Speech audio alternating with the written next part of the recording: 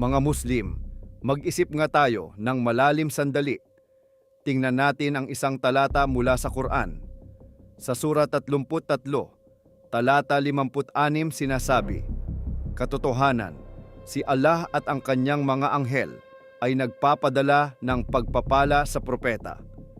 Huminto ka muna diyan. Huwag magmadali. Tanungin mo nga ang sarili mo kung si Allah ay nagsalat para kay Muhammad.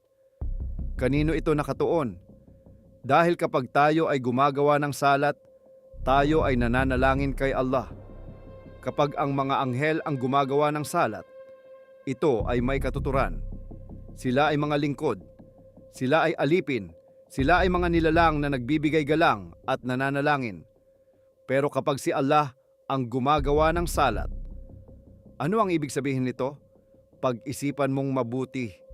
Nananalangin ba si Allah? Nagpapala ba si Allah? Nagbibigay dangal ba si Allah? Kung iba ang ibig sabihin nito, tanungin mo rin ito. Bakit parehong salita ang ginamit?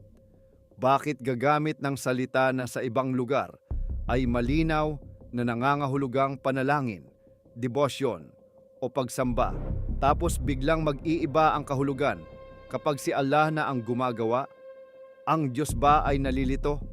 O ito ba ay isang bagay na dapat magpaisip sa iyo?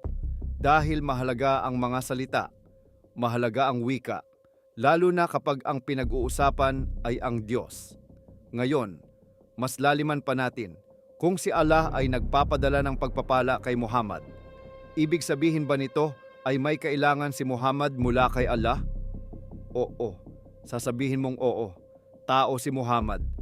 Pero anong uri itong salat na nanggagaling kay Allah? Ito ba ay kahilingan? Nagdadasal ang Allah?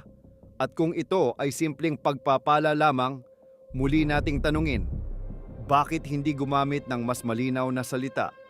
Bakit gagamit ng terminong napakahalaga sa pagsamba sa Islam? Isang salitang ginagamit ninyo araw-araw sa panalangin at ilalapat ito kay Allah sa paraang nagdudulot ng tanong. Hindi ito pag-atake. Paanyaya ito na mag-isip tayo dahil ang katotohanan ay hindi natatakot sa pagsusuri. Kung ang isang bagay ay tunay na mula sa Diyos, mananatili itong matatag kahit tanungin. Hindi ito babagsak kapag sinuri ng mabuti. Ngayon, ihambing mo ito sa kung paano ipinahayag ang Diyos sa Injil. Ang Diyos ay hindi nananalangin. Ang Diyos ay hindi kailangang magtaas ng panalangin. Ang Diyos ang tumatanggap ng panalangin.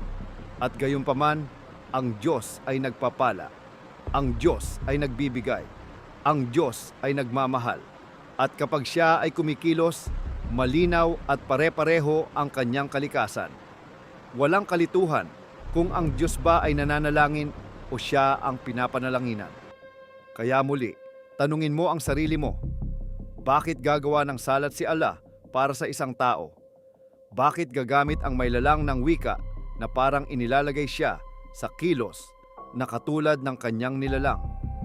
At kung ang sagot ay iba ang ibig sabihin, tanungin mo ulit, bakit hindi ito ginawang malinaw?